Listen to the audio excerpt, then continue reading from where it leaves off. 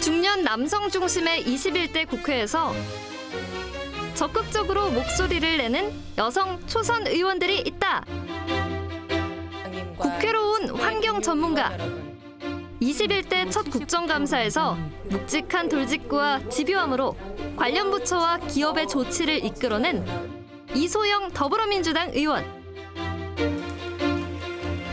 당내 청년 정당 대표로서 젊은 청년들이 정치에 자발적으로 참여할 수 있도록 초석을 닦고 있는 황보승희 국민의힘 의원. 기본소득 공론화법을 발의, 기본소득 도입의 필요성을 연일 강조하고 있는 용해인 기본소득당 의원.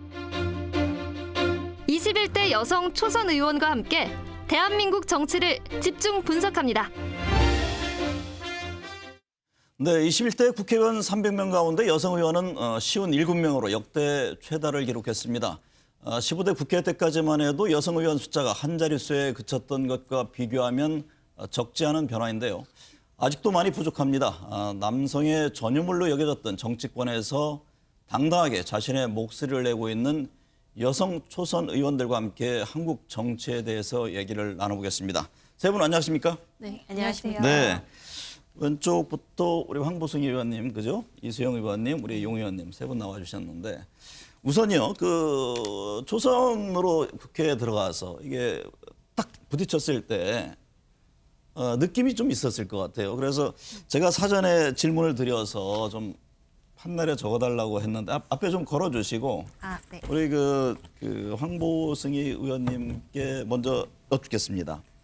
국회에 딱 들어와서 한마디로 표현하면 어떤 걸 읽으셨나요? 네, 국회는 국회다. 네. 근데 제가 풀어서 이제 설명을 드린 게 정장 입고 말로 싸우는 전쟁터다. 네, 네, 네. 이렇게 표현하고 싶습니다. 네, 일종의 전쟁터다. 네, 전쟁터죠. 근데 네. 이 전쟁을 폭력적으로 뭐 총을 들고 하는 것이 아니라 네. 말이라는 수단을 통해서 서로를 이해시키고 국민을 이해시키고 설득해 나가면서 문제를 해결해 나가는 네네. 장소라고 생각합니다. 근데 중요한 거는 지금 문제 해결이 잘 안 되고 여전히 말로 싸우고 있는 현실이 좀 네. 안타깝습니다. 네, 우리 이수영 의원님은 사회 축소판 이렇게 적으셨네요. 네, 저는 국회가 사회 축소판이다. 근데 이게 뭐 인구를 축소한 측면을 얘기하는 건 아니고 네. 우리 사회에서 사회를 이끌어가는 뭐 교수 사회, 공무원 사회, 그리고 경제 그룹 모든 이제 그룹 사회가 네. 사실은 50대 이제 남성 중심의 특유한 문화를 가지고 있는데 네. 국회에 제가 지금 8개월째 됩니다. 네. 국회도 그 유사한 이제 특성을 가지고 있구나. 네. 그런 측면에서 한국 사회의 축소판이다 이렇게 써봤는데요.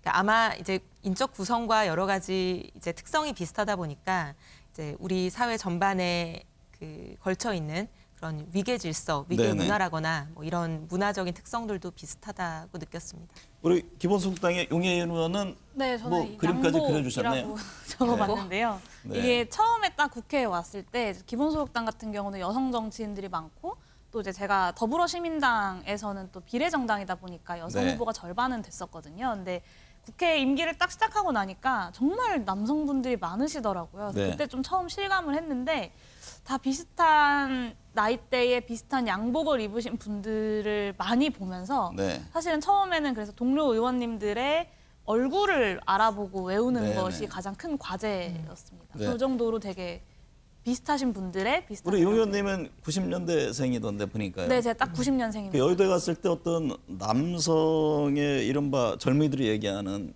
또 꼰대 문화 이런 게 좀 확 와닿습니까? 일단 근데 저는 다른 당이어서 그래도 다른 당의 당원으로서 좀 존중해 주시긴 하는데 아마 그런 부분은 좀 큰 정당에 계신 분들이 더 많이 느끼실 것 같은데요. 네네. 여의도 국회에 좀 들어가 보면요. 지금 성비 사건 이게 끊이질 않고 있잖아요. 얼마 전에 또 김종철 정의당 대표가 문제가 있었고 또 전에는 국민의힘 김병욱 의원 탈당을 했죠 지금은. 박원순 전 시장. 그 여성 의원들의 시각에서 도대체 왜 이런 문제가 지속적으로 발생을 하고 있는 것인지 이게 참 궁금합니다. 그 점은 우리 황보 의원님 네, 앞서 말씀해 주실까요? 어쨌든 앞에 판단을 좀 내려주셔도 네. 됩니다. 네네. 권력의 최정점에 이제 네. 계신 분들, 소위 말해서 이제 관리자의 기층에 계신 분들이 거의 이제 남성들이시고 네. 그 남성 지금 뭐 그 박원순 시장 사건도 그렇고 부산의 오거돈 시장 사건도 그렇고 이 시장님들께서 저지른 이 성비위 사건이 가장 측근에 있는 여직원을 대상으로 발생한 네. 사건입니다.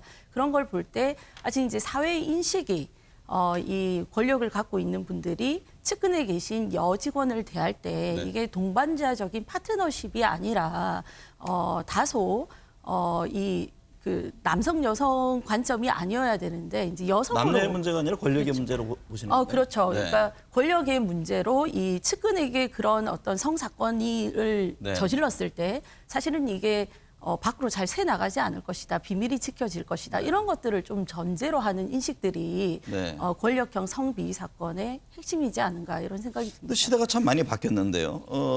이 의원님, 국민의힘 조수진 의원 이게 후궁 발언 이게 파문이 커지고 있잖아요. 또 같은 여성 의원이 또 여성 의원에 대한 이 발언 이거를 어떻게 봐야 합니까? 저는 앞서서 이제 얘기된 네. 계속된 뭐 정치권 내에서의 성폭력 문제하고도 관련되는 얘기라고 생각하는데 네.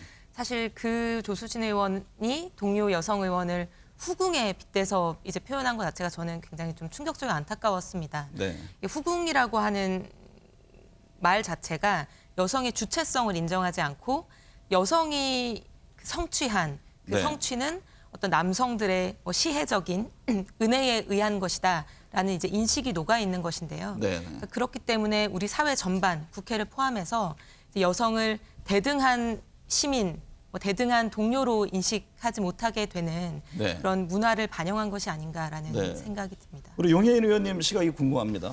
네, 사실 이 성폭력이라는 것은 언제나 권력 관계 속에서 발생할 수밖에 없는데요. 네. 근데 정치권이라는 곳이 워낙 권력 관계라는 것이 명확한 공간이어서 저의 오히려 최근에 일련의 성폭력 사건들을 바라보면서의 고민은 그러니까 제도적으로 뭐 가해자를 처벌하거나 배제하거나 하는 제도들을 만들어 나가고 있지만 그것만으로는 좀 부족하고 결국에는 정치를 해나가고 있는 사람들이 바뀌어야 이 문제도 근본적으로 바뀔 수 있는 거 아닌가라는 생각을 좀 최근에 일련의 사건들을 보면서 좀 네. 많이 생각했었습니다. 그래서 결국에는 더 많은 여성들이 정치에 진출하고 더 많은 여성들이 어떤 권력이라는 공간에 더 진출해야 이런 성폭력 문제들도 정치권 내에서 좀 근절될 수 있지 않을까라고 생각합니다. 여성들이 많이 진출하는 것이 그게 하나의 해결의 근본이 될 수 있는 것인지 아니면 전체적인 사회적인 여자 남자를 떠나서 시각의 변화가 필요한 것인지 그 점은 어떤 답변이 있어요? 물론 이제 시각의 변화 혹은 이제 여성을 우리가 동료 시민으로서 어떻게 바라볼 것인가에 대한 사회적인 토론이나 논의들이 많이 필요합니다. 그것에 네. 대해서 부정하는 것은 아닌데요.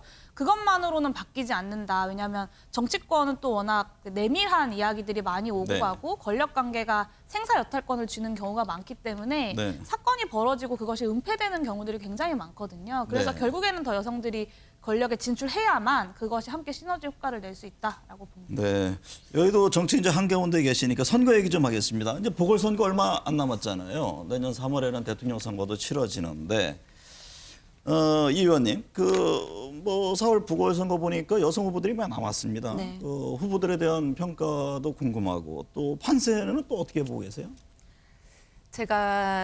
사실 제가 속한 정당에서 지금 보궐선거 선거관리위원을 맡고 있어서 네네. 어떤 특정 후보에 대한 평가를 하기는 좀 어려운데 저는 이번 보궐선거가 서울시장과 부산시장 선거이고요. 네. 그리고 내년도에 지방선거가 치러질 때까지 1년 정도의 이제 시정을 담당하는 사람을 뽑는 선거입니다. 네. 근데 사실 서울시장이나 부산시장이나 광역단체장이라고 하는 어떤 역할이 대통령이 아니거든요. 그러니까 정치보다는 사실은 어떤 행정적으로 서울시장 같은 경우에는 서울시 안에 있는 여러 자치구의 뭐 특별 교부금을 네네. 잘 이제 국가와 협의해서 교부를 해주고 지역마다 존재하는 많은 이슈들과 쟁점들을 이제 잘 검토해서 행정력을 발휘해야 하는 이제 네. 그 역할입니다.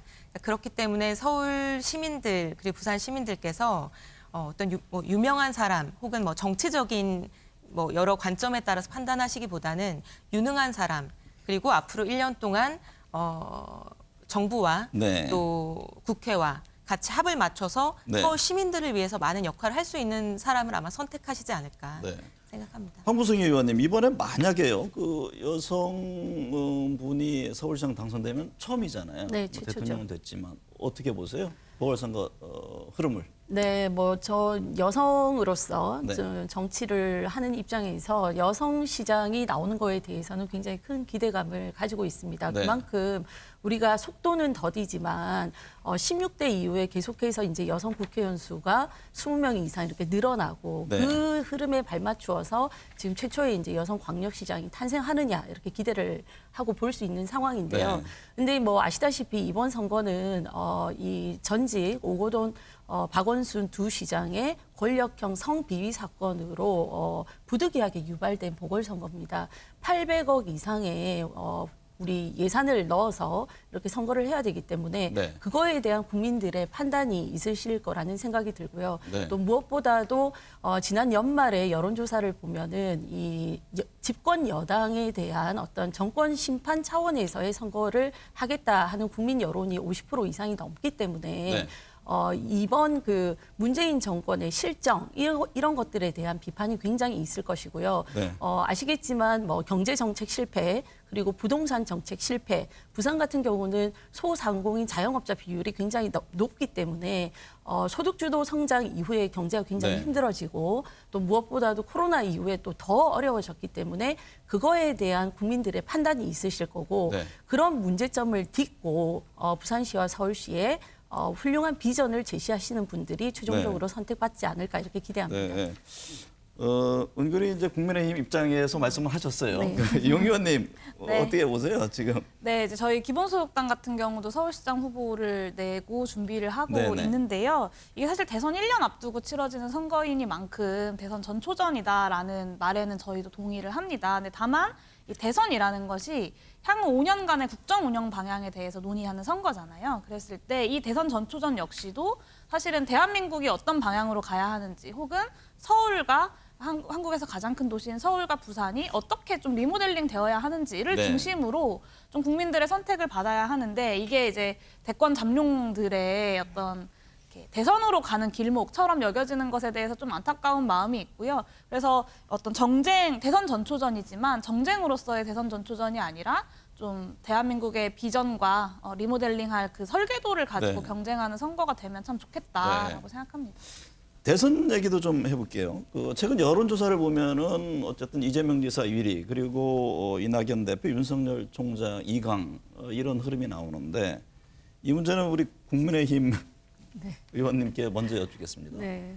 뭐 너무 안타까운 거는 현재 네. 이제 저희 당 후보가 소속의 지금 네. 위에 대권 주자가 안 없는 보입니다. 상황이죠. 그러나 이번 서울 부산 선거를 통해서 저희가 그 정권 심판 또 정권 교체의 어떤 희망을 가질 수 있다면 지금 뭐 저희 당에도 좋은 자원들이 많습니다. 근데 네. 현재 너무 잠룡들의 상태이기 때문에 이번 선거를 계기로 또 자신감을 갖고 이제 전면에 나서시지 않을까. 지금 이게 뭐 세 분의 원희룡, 위에 그렇죠. 후보들보다 경쟁 있는 후보가 나올 수 있다 이렇게 보시는 건가요? 아니, 저는 있을 수 있다고 생각합니다. 네. 지금 현재 뭐 유승민 의원님 또 원희룡 지사 네. 몸풀기 하고 계시지 않습니까? 네. 그래서 아주 새로운 인물이 나올까에 대한 것은 조금 생각해볼 여지는 있지만 기존에 네. 저희 당에서 활동하시던 저평가 우량주를 적극적으로 발굴해서 네. 국민들 앞에 선택받을 수 있도록 노력하겠다는 말씀을 드리겠습니다. 이승현 의원님은요? 저는 뭐 현직 검찰총장을 이제 대선 후보로 전제하고 평가하는 건 좀 적절하지 않을 것 같고요. 네. 나머지 이제 언급되고 계신 두 분에 대해서는 사실 두 분의 장단점이 명확합니다. 매력이 아주 다르신 분들이고요. 이낙연 민주당 대표 같은 경우에는 5선 국회의원이시고 또 도지사를 도지사, 하셨던 총리, 분이고 네. 또 최장수 총리를 하셨던 분이고 지금은 집권 여당의 당대표까지 하시고 계신 상황이기 때문에 경험과 경륜에 있어서는 뭐 누구와도 비교할 수 없는 이제 장점을 가지고 계시고 이재명 경기도지사 같은 경우에도 이번에 이제 코로나 대응을 포함해서 여러 가지 이제 상황에서 이제 추진력과 실행력에 아주 높은 평가를 받고 있는 분이십니다. 그리고 네. 어떤 본인이 생각하는 사회 의제를 이제 사회적으로 설득하고 그것을 실제 정책으로 이제 연결시키는 그런 장점을 가지고 있는데 또 국민의힘에서도 좋은 후보가 나오셔서 이제 국민들이 여러분들 여러 좋은 후보들을 놓고 판단하실 수 있는 네. 그런 상황이 됐으면 좋겠습니다. 상당히 여유가 있는 답변이신 것 같아요. 여유가 있다고만은 할 수 없습니다. 네, 용 의원님. 네. 그 여성이면서 이제 젊은 의원인데 분명히 이제 내년에 대선에서 시대 정신이라는 게 있을 겁니다. 네. 그러니까 그러니까 뭐 여야 뭐 자기 당을 떠나서 내년 대선에는 이런 사람이 됐으면 좋겠다라는 뭐 그런 게 있을 것 같아요. 네, 저도 그게 참 고민인데요. 네. 이 정권 심판이라는 말이 참 이렇게 많은 분들이 이야기한다고 이제 말씀하셨는데, 그럼 질문이 하나가 남습니다. 네. 정권 심판하면 그 다음은 뭐냐에 대한 대답을 정치권이 내놓지 못하고 있는 게 사실 지금 어떤 여론조사의 결과나 이런 네. 데에서 이제 제1야당의 후보가 없는 것이 좀 드러나는 이유이지 않을까 싶은 생각이 좀 들고요. 코로나 사태를 거치고 그리고 4차 산업혁명과 기후위기 시대를 거치면서 새롭게 대한민국 사회를 어떻게 리모델링하고 사회계약을 형성할 거냐에 있어서 저는 이제 소득 재분배의 문제, 일자리의 문제, 그리고 이제 어떤 소비 활동, 이 수요가 멈춰버린 상황에서 대한민국은 어떻게 다시 설계해야 되는지에 대한 대답을 내놓는 것이 다음 대선에 굉장히 중요한 어떤 질문이 될 것 같고요. 네. 그런 측면에서 이제 기본소득당 같은 경우는 저희는 이제 기본소득이라는 시대의 대안을 가지고 제시를 하고 있습니다만은 저희가 이제 평균 나이가 24세의 아주 젊은 정당이라서 네. 대선은 또 40세 이상만 출마할 수 있지 않습니까? 네. 그래서 좀 고민하고 용 의원이 있다라고 직접 말씀드릴 수 있을 것 같아요. 나서고 싶은데 그럴 형편이 안 되는군요, 그죠? 나이가 안 돼서 출마를 못하는 네. 안타까운 상황입니다. 지금 이제 후보들 중에 사실은 기본이라는 개념을 지금 들고 나온 후보들이 있지 않습니까? 네. 그러면 그런 것들이 결국에는 내년에도 필요할 것이다, 대선에. 그런 말씀이신가요? 네, 사실 이제 이재명 지사가 기본소득에 대해서 가장 먼저 좀 현실 정치권에서 네. 이야기를 하신 분이고, 제가 알기로는 원희룡 지사님도 기본소득에 관심이 많으신 걸로 알고 네. 있어요. 그래서 다음 대선에서는 기본소득이 중요한 화두가 될 수밖에 없을 것이다라고 예측하고 네. 있습니다. 이 대목에서 황보 의원님 답변이 좀 필요해 보입니다. 저희 김종인 비대위원장께서도 기본소득에 대한 언급을 하셨고 저희 네. 당 내에서 아직 그게 뭐 적극적으로 공론화되고 있지는 않지만 개별 의원들끼리는 지금 공부를 하고 있습니다. 네. 소득 재분배에 대한 부분, 국가가 작은 정부를 지향해야 된다는 데는 저희 보수정당은 기본적인 입장을 갖고 있지만 네. 국가의 영역이 작용하지 않는 특히 사회적 약자에 대한 부분에 대해서는 국가의 개입 또 국회의 고민 이런 것들이 필요하다는 데 동의합니다. 네. 이렇게 세 분 얘기를 나눠보면 공감대가 상당히 있고 대화가 되는데 왜 국회 안에만 가면 그렇게 피 터지게 싸우는 듯한 그런 모습만 비춰지죠? 이 의원님 왜 그렇습니까? 그러게요. 저희 그 셋은 평소에도 자주 얘기하고 네. 굉장히 가깝게 지내는데요. 소통의 문제인가요, 그러면? 다른 분들도 조금 저희처럼 이렇게 지낼 수 있으면 좋겠습니다. 제가 최근에 어떤 네. 철학자분과 저희 당 소속 의원들이 이제 공부를 하고 있어요. 통치 네. 철학이라는 걸 일주일에 한번 공부를 하는데요. 이 생각이 같은 사람을 설득하는 것은 그래도 비교적 저는 쉬운 것 같습니다. 네. 근데 중요한 것은 생각이 다른 분을 설득을 해야 되는데 그거 어떻게 하면 될까요? 이렇게 여쭤봤더니 감동을 시키면 된다고 하시더라고요. 네. 그래서 기본적으로 소통이 전제가 되어야 되고 이해가 되어야 되고 그걸 넘어서 서로가 공감하고 감동하는 것이 있어야 되는데 네. 저희가 아직 이 만나는 횟수나 또 대화를 나누는 어떤 그런 그 횟수 이런 것들을 생각할 때 그 단계까지 못 가고 있는 것 같습니다. 세 분부터라도 좀 의회 문화를 좀 바꿨으면 좋겠습니다. 네. 네. 다음 주제는 좀 아주 소프트한 걸로 하겠습니다. 상대 당대표에 대한 평가에 좀 시간을 가져볼까 합니다. 이 문제도 미리 좀 주문을 해드렸는데 판넬 앞에 올려주시고요.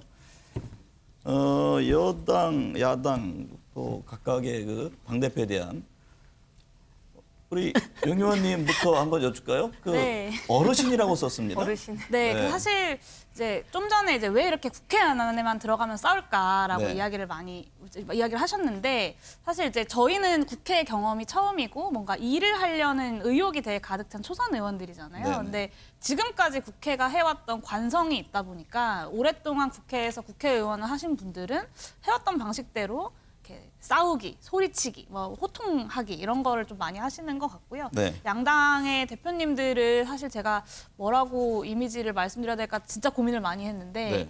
저는 이제 젊은 사람들과 주로 이제 활동을 하고 어르신은 점잖은 표현입니까? 꼰대 이렇게 쓰고 싶었던 거예요? 꼰대인지 아닌지는 제가 확인을 못 해봐가지고 네. 근데 하지만 이제 저에게는 이제 나이 차이도 많이 나고 이렇게 좀 어떤 기성 정치를 오랫동안 해오신 분들이라는 생각이 좀 들어서 네. 그런 면에서 좀 배워야 할 점도 많을 것 같고 대신에 이제 저희가 바꿔야 할 점들도 많을 것 같다라고 네. 생각하고 있어요.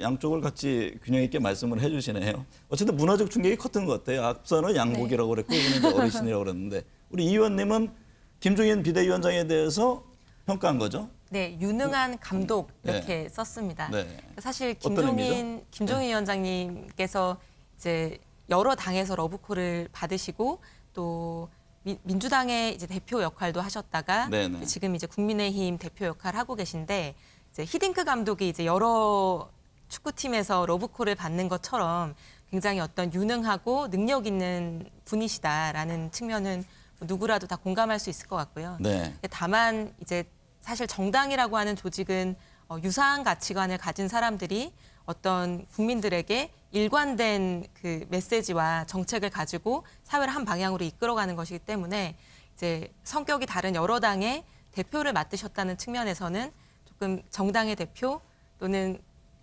어떤 스포츠팀의 대표 네. 뭐 그런 측면에서의 좀 그 살펴볼 부분이 있다고 생각합니다. 네. 야당인 국민의힘 이제 황보승희 의원께서는 뭐라고 쓰셨습니까? 미스터 글쎄요. 글쎄요. 물음표가 있는 겁니까? 글쎄요. 이제 네. 어쨌든 이낙연 대표에 대한 평가시죠? 네네. 이낙연 대표님이 이렇게 굉장히 합리적이신 분이고 성격도 굉장히 원만하신 분으로 알고 있습니다. 그런데 많은 이슈들에 대해서 지금 당대표로 대응을 하실 때 글쎄요라는 말씀을 굉장히 많이 하시고 네. 제가 쓰진 않지만 이렇게 성찰하겠습니다. 이런 네. 말씀을 요새 많이 하신다고 들었습니다.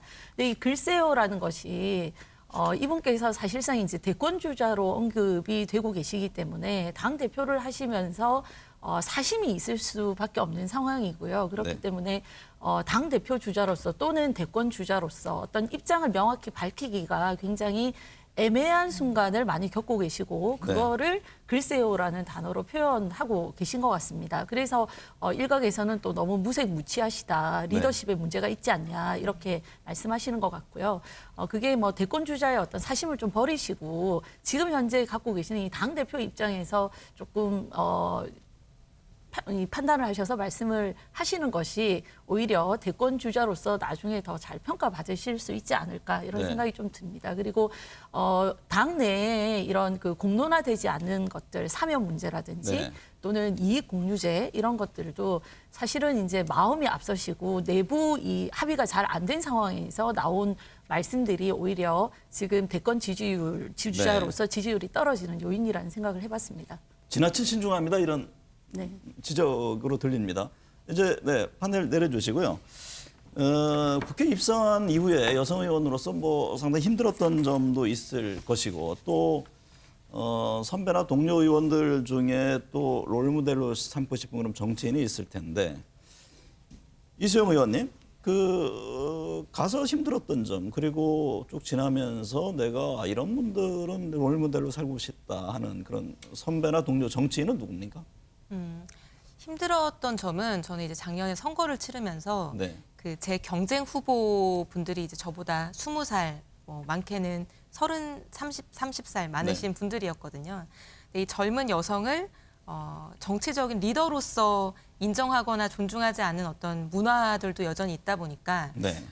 뭐 여자가 잘하겠어? 혹은 젊은 사람이 무슨 정치를 해? 국회의원을 해? 이제 이런 반응들을 이제 많이 접하게 됐었고 이제 그걸 설득하는 게 굉장히 어려운 부분이었었는데 이제 그런 과정들이 힘들었다면 힘들었던 기억이고요. 네. 롤모델이라고 한다면 사실 이제 한국 사회에서 국회의원 또는 정치인이라는 어떤 이름을 가지고 살아가는 모든 여성들이 다들 대단해 보입니다. 저는 네. 지금 8개월 하고 있는데 출산과 육아의 부담도 여전히 이제 지고 있는 것이 사실이고 또 지역구에서 국회에서 인정받기 위해서 노력하는 여성 선배님들을 보면 여야를 가리지 않고 네. 다들 대단하신 분들 같습니다. 뭐 특정인이 아니라 여성 모든 분들이 훌륭하시다. 용 의원님은요?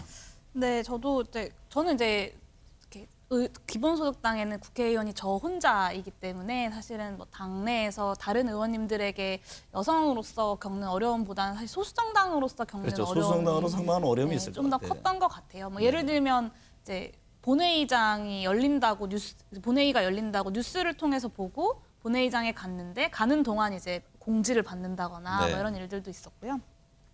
그리고 이제 저희 이제 의원실로 뭐 이제 차별금지법이나 뭐 대주주 기준 3억 관련된 이제 항의 전화들이 가끔 올 때가 있는데요. 네. 이제 저희는 이제 보통 이제 그런 전화들은 이제 의원실에 있는 여성 비서들이 많이 받는데 이제 저희는 이제 남성 비서가 받거든요. 근데 전화가 와가지고 이 방은 맨날 남자들이 받네라고 하고 별로 이렇게 화를 안 내시고 끊으신 적이 있었어요, 최근에. 네. 그래서 그걸 보면서 참 이렇게 여성들이 이런 정치의 영역에서 어떤 일들을 좀 전담하고 있는가 이런 생각들을 좀 많이 했던 것 같고요. 네. 그리고 존경하는 롤모델은 저는 이제 다선하신 여성 의원님들이 사실 많지 않잖아요. 보통 이제 비례로 여성들이 이제 50% 정도 들어오긴 하지만 결국에는 지역구에서 자리 잡고 재선 3선, 4선, 5선, 6선 하는 분들이 많지 않은데 네. 재선 이상 하시는 분들을 보면 참 이 어려운 여의도에서 여성으로서 대단하시다라는 네. 생각이 좀 많이 들더라고요. 네. 황부승희 의원님은요? 제가 2004년도에 처음 이제 구의원을 했었거든요. 네. 그때만 해도 구의에 여성이 저 하나밖에 없었어요. 그랬죠. 그리고 부산 전처에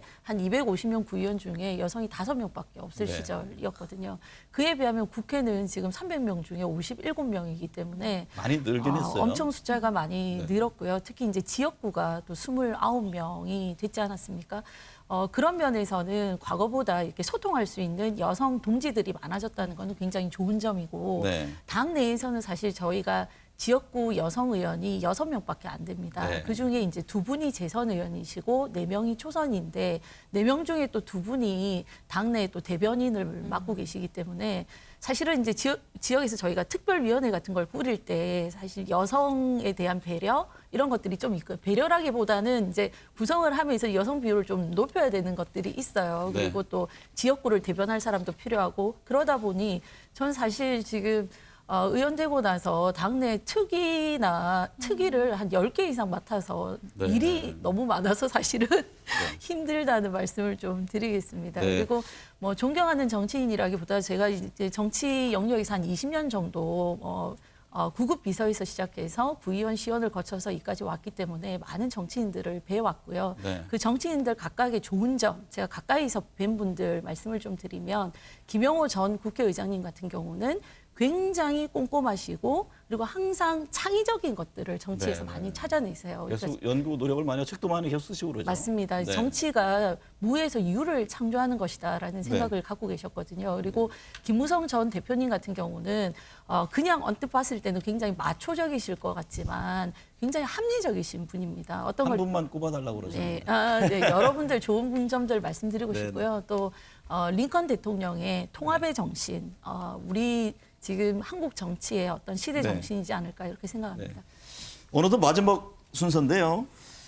국회 입성하고서 내가 이것만은 꼭 이루고 싶다. 한번 판넬 올려주시고 짧게 한번 말씀을 들어보겠습니다. 우리 용 의원님부터 쭉 돌아가면서 말씀 듣겠습니다. 네, 이제 저는 당명에서부터 기본소득당이라고 이름을 딱 걸었지 않습니까? 네네. 사실은 한국 정치에서 굉장히 생소한 이름이거든요. 보통 당명이라고 하면 민주, 뭐 정의, 국민, 자유 뭐 그렇죠. 이런 이름들이 들어가야 될 것 같은데 기본소득을 21대 국회에서 꼭 실현하겠다, 대한민국에서 실현하겠다라는 어떤 의지를 담아서 기본소득당이라는 당명을 좀 낯설지만 지어봤습니다. 그래서 21대 국회에서 이 기본소득의 실현만큼은 꼭 해내는 것이 기본소득당의 제일 목표일 수밖에 없고요. 네. 그런 취지에서 이제 5개 정당, 원내 5개 정당의 의원들이 함께 작년 연말에 기본소득 공론화법을 발의를 했습니다. 제가 네. 대표 발의를 했는데요. 2021년 올 한 해에는 좀 모두에게 조건 없이 정기적으로 주어지는 이 기본소득이 충분히 공론화되고 국민적 차원으로 수기될 수 있도록 노력하도록 하겠습니다. 네. 황부승희 의원님은요. 네, 저는 협설 20이라고 네. 썼는데요. 사자성어는 아니고 협상하고 설득하고 이해하고 공감하라. 네. 그런 정치를 21대 국회에서 꼭 하고 싶고요. 그렇게만 되면 정말 제대로 된 정치가 될 것 네, 같아요. 그리고 싸우는 것이 아니라 제가 지역에서 선거하면서 주민들께 늘상 네. 얘기했던 게 상식과 합리로 싸우는 것이 아니라 문제를 해결하는 정치 하겠다 이렇게 말씀드렸는데 그 문제를 해결하는 정치 그리고 각 진영에 있는 국민들을 대상으로 정치를 하는 것이 아니라 국민 모두가 승리할 수 있는 정치를 21대 국회에서 꼭 하고 싶고요. 제가 청년의 힘의 지금 대표를 맡고 있습니다. 우리 대한민국의 미래 정치를 위해서 정당 내에서 청년 인재들을 계속해서 키우고 기회를 줘서 대한민국 정치가 더 희망을 가질 수 있도록 그 틀을 꼭 만들고 싶습니다. 이수영 의원님은요? 저는 기후 위기를 막기 위해서 이제 운동을 하다가 국회에 들어왔는데요. 이제 우리 지구가 지속 가능하게 유지되기 위해서는 2050년까지 이산화탄소 배출을 0으로 만들어야 된다. 그러니까 탄소 네. 중립을 만들어야 된다라고 하는 게 과학자들의 목소리입니다. 네. 그래서 유럽, 영국, 미국, 일본 그리고 우리나라에 이어서 이제 계속 2050년 탄소 중립 선언이 나오고 있고 우리도 지난 10월에 선언을 했는데요. 사실 2050년까지 온실가스 배출을 0으로 만든다라고 하는 게 어떤 사람들은 불가능하다고 얘기할 정도로 어려운 과제입니다. 그래서 네. 30년이 걸리는 이제 긴 프로젝트고요. 그래서 작년에 선언이 나왔기 때문에 제가 21대 국회에 있는 기간 동안 그 기반과 기초를 마련하는 그런 역할을 하고 싶습니다. 네. 단순히 의회 속 여성 의원들의 숫자만을 얘기하는 게 아닙니다. 우리 사회는 여전히 여성에 대한 불평등 또 차별이 진행이 되고 있고 반드시 해결해야 할 과제입니다. 여기 계신 세 분부터 성차별이라는 불합리한 사회 구조를 바꾸는데 앞서 주셨으면 좋겠습니다. 늘 초심을 잃지 마시고요. 오늘 함께해 주셔서 감사합니다. 네, 감사합니다.